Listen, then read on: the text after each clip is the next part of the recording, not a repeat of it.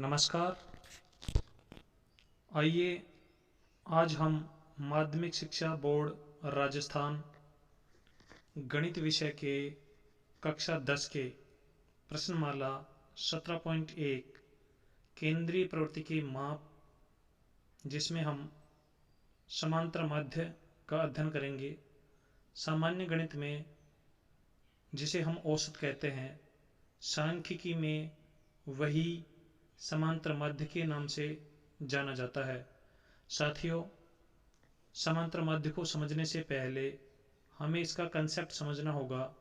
तो आइए एक उदाहरण के माध्यम से हम समांतर माध्य या औसत का कंसेप्ट समझते हैं।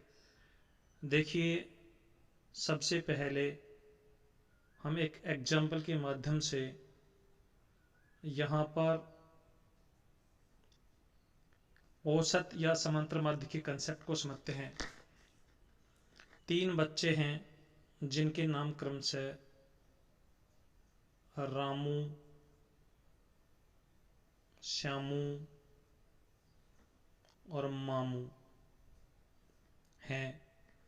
रामू के पास 3 कंची हैं, श्यामू के पास 5 कंची हैं और मामू के पास 7 कंची हैं। यदि इनको कोई खेल प्रारंभ करना हो और उससे पहले शर्त यह रखें कि खेल तभी प्रारंभ करेंगे जब सभी के पास समान समान संख्या में कंचियां हो जाएंगी, तो समान समान संख्या में या बराबर बराबर कंचियां करने की जो प्रक्रिया है उसे ही हम सामान्य गणित में औसत और सांख्यिकी में समांतर माध्य के नाम से जानते हैं।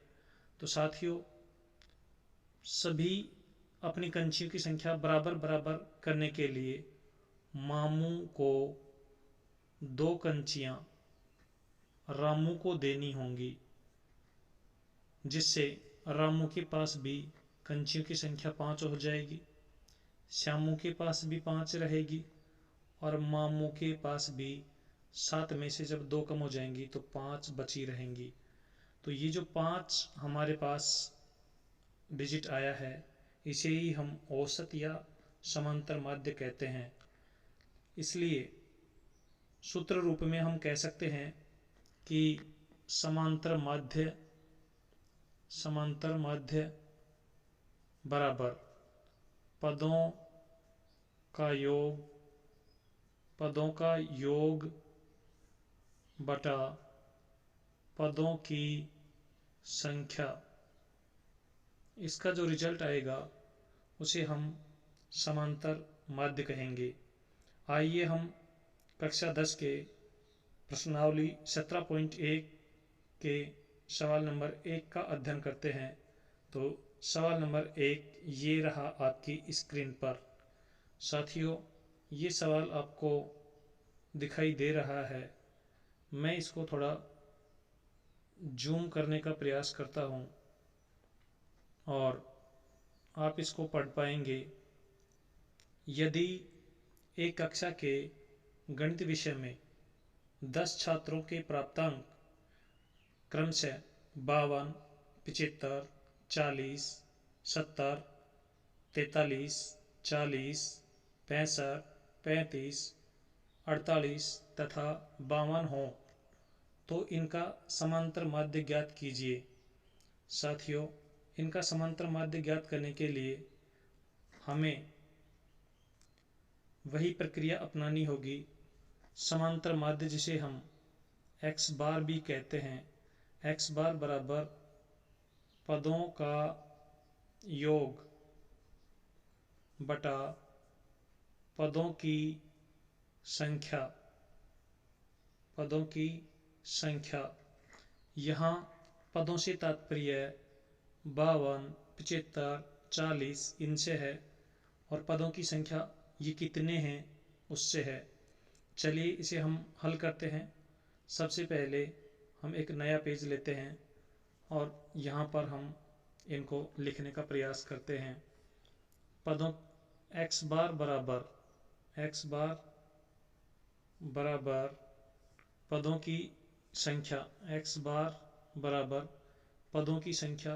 तो हम सबसे पहले पदों को लिखते हैं 52 plus 75 plus 40 plus 70 plus 43 plus 40। एक बार हम इनको इरेज कर देते हैं। ये हमने इरेज कर दिया।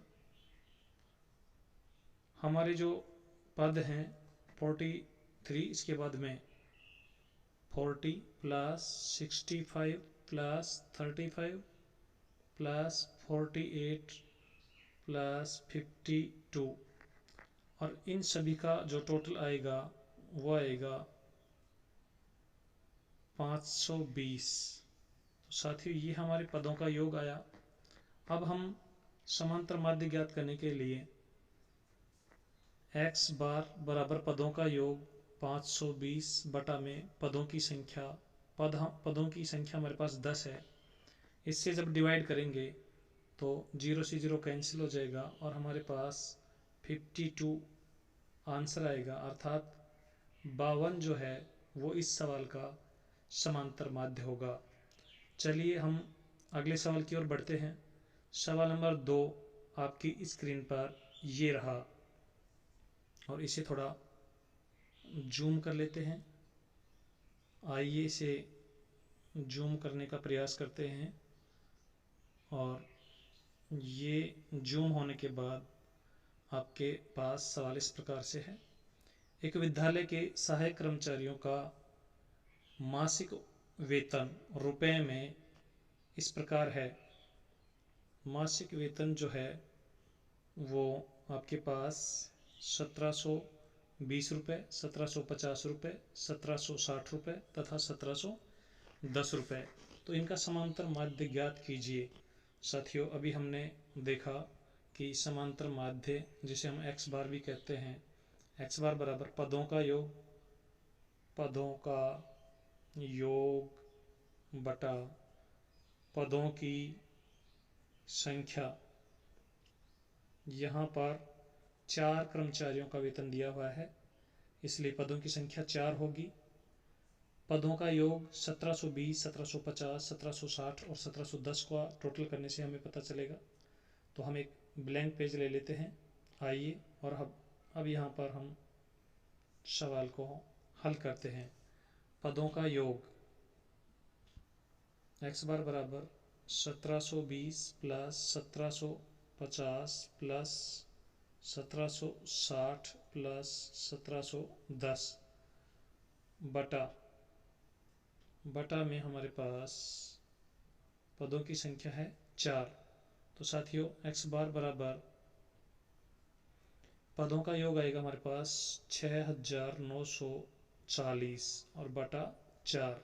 तो जब इससे हम डिवाइड करेंगे तो हमारे पास आंसर आएगा 1735। तो 1735 रुपये यदि हम चारों कर्मचारियों को बराबर बराबर वेतन दें तो फिर जो वेतन दिया जाएगा वो होगा 1735 रुपये, और यही समांतर माध्य है और यही इस सवाल का आंसर है। चलिए अगले सवाल की ओर चलते हैं, और सवाल नंबर 3 आपकी स्क्रीन पर ये रहा। एक बार इसे भी हम जूम कर लेते हैं, और साथियों इसे बिना जूम किए ही हम पढ़ने का प्रयास करते हैं। सवाल नंबर 3 इस प्रकार से, यदि 3, 4, 8, 5, x 3, 2, 1 अंकों का समांतर माध्य 4 हो तो x का मान ज्ञात कीजिए। यहाँ पर हमें x का मान ज्ञात करना है, तो कंसेप्ट हमारा वही रहेगा, अर्थात x बार बराबर पदों का योग। पदों का योग करेंगे तो 3 plus 4 plus 8 plus 5 plus x plus 3 plus 2 plus 1 और बटा में पदों की संख्या हमारे पास 1 2 3 4 5 6 7 8 है। पदों की संख्या साथियों 8 है। तो इसे जब हम आगे प्रोसीड करेंगे तो हमारे पास जो आएगा वो कुछ इस प्रकार से आएगा। पदों का जो टोटल आएगा x बार बराबर यह आएगा 26 प्लस x अपॉन 4, और इसका रिजल्ट दिया हुआ है हमें 4। रिजल्ट दिया हुआ है साथियों 4, पदों की संख्या है 8। तो यहाँ जब वज्र गुणा करेंगे तो हमारे पास आएगा 26 प्लस x बराबर 32, और 26 प्लस x बराबर 32। तो x का मान ज्ञात करेंगे तो x बराबर पक्षांतरण करेंगे, और पक्षांतरण करेंगे तो साथियों 26 जब इस साइड में जाएगा बराबर के दूसरी ओर जाएगा तो चिन्ह माइनस का हो जाएगा, अर्थात 32 माइनस 26, और x का मान हमारे पास 32 में से 26 घटाएंगे तो आंसर आएगा 6। तो यहाँ पर x का मान आ जाएगा 6। यह हमारा इस सवाल का आंसर होगा। चलिए सवाल नंबर 4 की ओर आगे बढ़ते हैं, और सवाल नंबर 4 आपकी स्क्रीन पर ये रहा साथियों। सवाल नंबर 4 आपकी स्क्रीन पर है, और इसे थोड़ा जूम कर लेते हैं। आइए सवाल को पढ़ते हैं। एक क्रिकेट के एक खिलाड़ी ने 10 पारियों में क्रिकेट के एक खिलाड़ी ने 10 पारियों में क्रमशः 60 रन, 62, 56, 64, 0, 57, 33, 27, 9 और 71 रन बनाए। उसके इन पारियों में रनों का औसत ज्ञात कीजिए। तो सबसे पहले पारियों की संख्या यहाँ पर 10 है। हम 10 पारियों में बनाए गए रनों का औसत ज्ञात करने के लिए क्या करेंगे, औसत बराबर रनों का योग बटा में पारियों की संख्या। तो पारियों की संख्या हमारे पास 10 है, और रनों का योग हम करते हैं। चलिए एक ब्लैंक पेज लेते हैं, और थोड़ा आज हम अलग प्रकार का ब्लैंक पेज लेते हैं साथियों। ये हमारे पास ब्लैंक पेज है, और अब हम रनों का योग करते हैं। तो 60 प्लस में 62 प्लस में 56 प्लस में 64 प्लस में 0 plus 57 plus 33 plus 27 plus 9 plus 71, और ये हमारे जो टोटल रन होंगे वो 439 रनों की जो टोटल आएगा वो 439। तो औसत जब हम ज्ञात करेंगे तो औसत बराबर कुल रन 439 बटा में कुल पारियां 10, अर्थात 43.9, ये हमारा औसत होगा। तो इस सवाल का जो आंसर है साथियों 43.9। चलिए सवाल नंबर 5 आपकी स्क्रीन पर ये रहा, और सवाल नंबर 5 साथियों कुछ इस प्रकार से है। आइए एक बार हम इसे जूम कर लेते हैं, और थोड़ा जूम करने के बाद देखिए, एक मासिक परीक्षा में 10 विद्यार्थियों के द्वारा अंग्रेजी में प्राप्त निम्न अंकों से समांतर माध्य ज्ञात कीजिए। 10 विद्यार्थी हैं साथियों, उन्होंने अंग्रेजी में कोई अंक प्राप्त किए हैं। इन प्राप्तांकों का समांतर माध्य ज्ञात करना है। हमारे पास सारणी दी हुई है, अनुक्रमांक ये इनके क्रमांक हैं 1 2 3 4 5 6 7 8 9 10, और इनके जो प्राप्तांक हैं वो क्रमशः 30, 28, 32, 12, 18, 20, 25, 15, 26 और 14। तो इनका समांतर माध्य ज्ञात करने के लिए x बार बराबर वही पदों का योग, अर्थात प्राप्तांकों का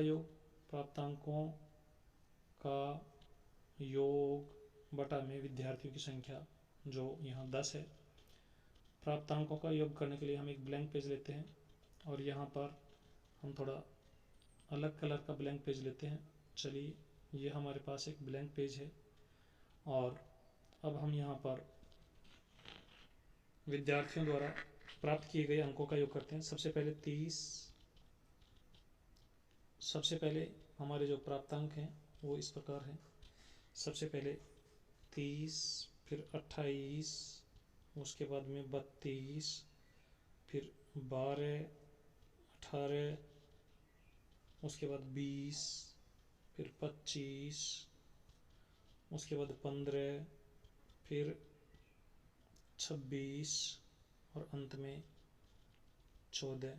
साथियों, जब इन सभी का योग करेंगे तो योग हमारे पास आएगा 220। ये विद्यार्थियों के प्राप्तांकों का योग है। आइए अब हम सूत्रानुसार x बार बराबर पदों का योग यहाँ 220 और पदों की संख्या 10 है, तो यहाँ पर प्राप्तांकों का जो समांतर माध्य आएगा 0 से 0 कैंसिल अर्थात 22। ये इस सवाल का समांतर माध्य होगा और यही इस सवाल का उत्तर होगा। साथियों, समांतर माध्य के ये प्रश्नावली नंबर 17.1 के ये 1 से लेकर 5 सवाल थे। ये सेशन आपको कैसा लगा? सेशन आपको अच्छा लगा हो तो इसे लाइक करें, चैनल को सब्सक्राइब करें और अपने दोस्तों के साथ शेयर करें। आज के लिए इतना ही। मिलते हैं 17.1 के पार्ट नंबर 2 के साथ। तब तक के लिए आप अपने इन 5 सवालों को अच्छे से सीखिए, प्रैक्टिस कीजिए। आज के लिए इतना ही। बहुत बहुत धन्यवाद।